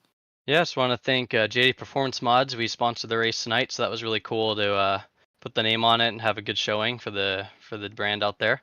Thank all the friends and family watching, and for you guys for coming back for another season with us. Season 6 here going on.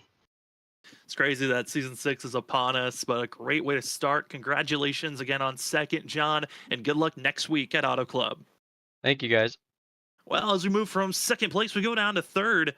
Kind of a familiar face, familiar name, and a familiar voice has been watching on Wednesday nights. Justin Malarkey moving up, making some big moves, coming away third. Justin, it's Sam and Zach of the booth. Did you think third place was possible, and how are you feeling after this one? Oh, Sam, Zach, feeling great. Get to be on the other end tonight, not up in the booth, down here on the track. Had so much fun out there, 90 laps of chaos, driving so close, but at the end, just absolutely insane at the end. All that 3-wide racing, that had to be so much fun up there for you guys to call it. Oh, it definitely was, Justin. Well, I'm glad I was the one up in the booth tonight because it was definitely nerve-wracking. But, coming down there Alpha 4, what's going through your head, because man, you have an opportunity to win your very first race here at ISRC in your first event you've competed in. That's got to be quite the feeling also, but just take us through that final stretch. Yeah, that feeling was incredible. I'll take you through those last couple laps. It's so hard to try to make up ground running 2x2, and then saw some of those guys go up in the third lane, and I was like, oh, there's 10 to go. I don't know if I want to do it yet, but no, I'm like, nope, got to do it, got to get up there. We went up there, we kept marching forward. Finally, some guys behind us had some incidents, and then it was like, I got to get back down to that middle line. This third lane's going to stall. Got down to the middle. Then the middle seemed like it wasn't going to work anymore, and I got down to that bottom, and I'm like, if they wreck, they're going up to the top of the track, hopefully, and it kind of did, going through that tri-oval. And then that final lap, I thought I had a chance.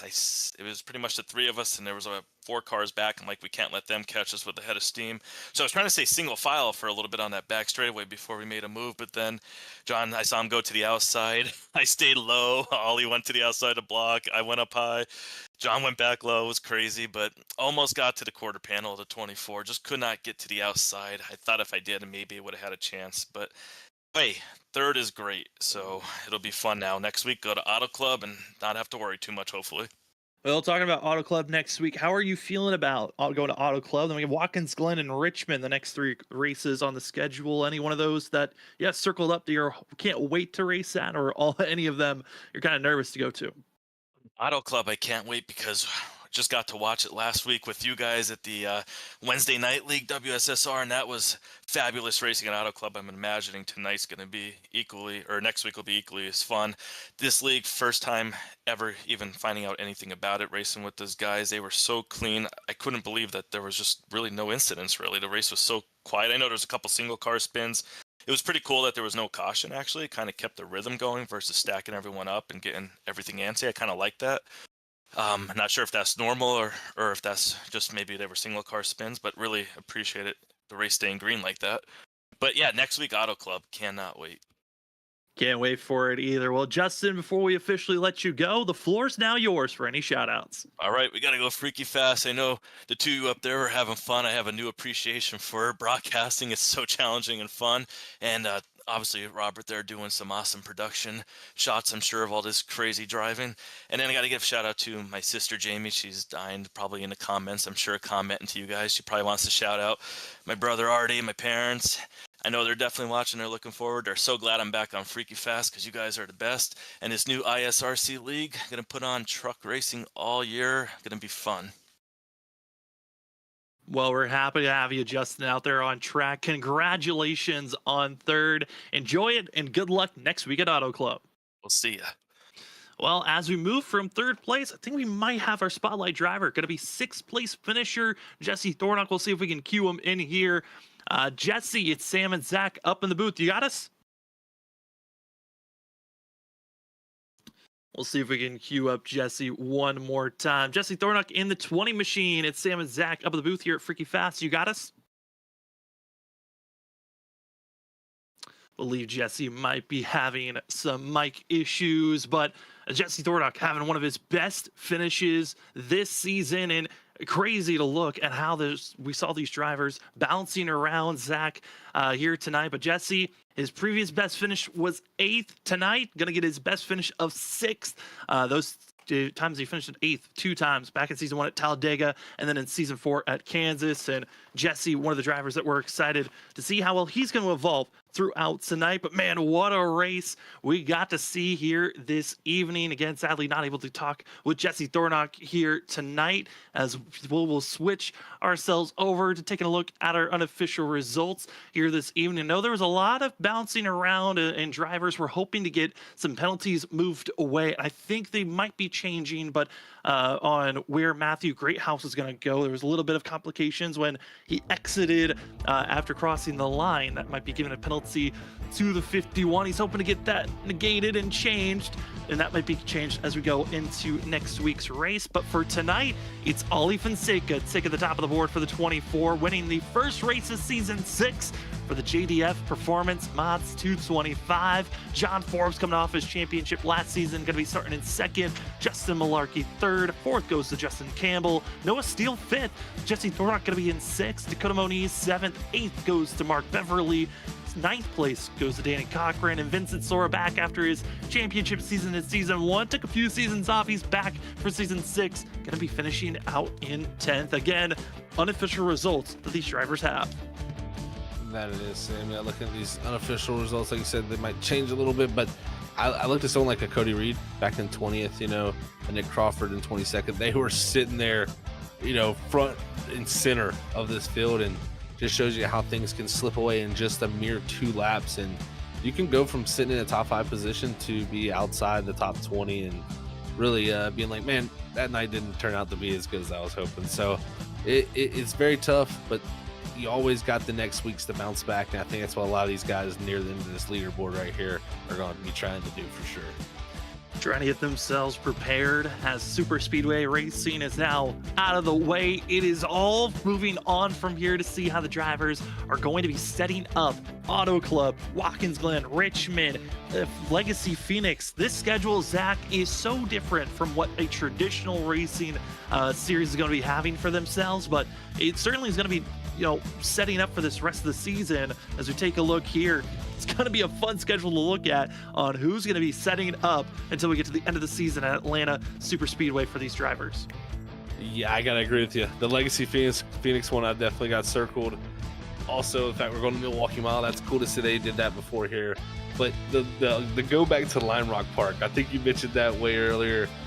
That's cool. You got Legacy Texas in there. I mean, there's a lot of mixture in this, and I got to give them credit, man. They really went outside the box, and it's going to produce, I think, some racing that we don't know what it might be at some of these tracks because we've never went there before. So it's definitely got to be something we got circled, and these drivers are going to have to put in the work and the practice if they want to be able to perform there. 11 races are going to be the regular season before they go to Atlanta and Bristol. They'll be the first round of the playoffs. The field knows it is going to be a hard-fought battle to be inside of the top 16. One driver that's happy to punch his ticket already, Ollie Fonseca, in the 24 with his win here tonight. Well, we popped it up quickly. Let's take a look at it again. Here is your upcoming schedule. Now, this isn't for this week. This is going to be starting next week. This is how our week's going to be looking like, as Wednesday and Thursday both have this week off. But usually we have Mondays going to be here at the ISRC Lyra Productions Truck Series. Tuesday, we are still looking for a league. So if you'd like to be broadcasted by us here at Freaky Fast Broadcasting, message us on our social medias on Twitter or on Facebook at Freaky Fast Broadcasting. Wednesday, it is closing in very quickly to the playoffs for the WSSR Roasted Gems Cup Series. Then on Thursday, just got done with their first race. Next week, it's going to be race number 2 for the Shoney's Doghouse Cup Series. They put on a great show this past Thursday, Zach, and I think they're just going to do it once again when we get back to Iowa. Oh, I cannot wait for that, Sam. No doubt, man. It's open setup racing. If nobody's ever watched open setup racing, you're about to get a taste of it here on Freaky Fast for sure on Thursday nights. It's going to be something that we're all going to have a learning phase, and again, cool to see the next gen cars come back into our fold. So adding another car genre, and we get to see 3 different vehicles go at it 3 times a week now. Well, let's take a look at what brought us to the very end of this race. It was right after they crossed the line to take the white, the first wreck. Multiple drivers involved, and it turned into a 6-horse race. Initially, it was 3. John Forbes, going to be also Ollie Fonseca, Justin Malarkey, battling back and forth, but in the wings, they also had Justin Campbell, Noah Steele, and going to be Greathouse that were trying to make the charge to close in on the gap. And Zach, at this moment, those top 3 were hoping that second pack wouldn't catch back up. I thought they might have had a shot. I really did. I thought they were going to have the momentum, but they didn't get side by side quick enough. I think if you got the 11 to the 73's quarter panel, pulling him back off the 24, the 9 and them have a lot better shot. But I think right here, Ollie doing great blocking really set this up well. John Forbes went down low. You saw another massive block, and it was ultimately Ollie Fonseca having the nose ahead, even with being spun around. When they crossed the line, technically a stacked 5 wide as they came across the line, but it was the 24, Ollie Fonseca, grabbing his 3rd career win in the Truck Series, as all the other drivers having some fun shenanigans at the end of the race, piling into one another. But this 24, Zach, the way that he wanted to start this season, carrying the momentum that he's had finishing both last season and the season before. That he has. You know, he got to the Final Fours, and he's really shown in the last 2 seasons, in my opinion, to be a driver not only to watch out for race wins, but one that has on your championship radar. So I think that continues to grow. He seems to really, really suit this truck. He gets better and better each season. I'm telling you, he's definitely an impressive driver. I'm thoroughly impressed he won tonight, and we'll get to see how he blossoms through the rest of the season. Cannot wait for it, but man, tonight certainly was a fun one. Thank you to everyone in the chat that joined in, chatted, rooting for your favorite driver. And for us here at Freaky Fast Broadcasting, thank you for joining with us on your Monday night. Again, this is going to be our last broadcast of the week. But for tonight, thank you so much for joining with us. For myself, Sam Dyer, for Zach Hall, for Robert Moyer Jr., and everyone else here at Freaky Fast Broadcasting. Enjoy the rest of your week. It's going to be a fun one of just taking a break. We cannot wait to come back. ISRC Truck Series, next destination, next week, Auto Club. Who's going to find themselves winning at a track that all these drivers know can build up some drama? It's going to be a fun one. We cannot wait for it, as next week will be our next Freaky Fast broadcast.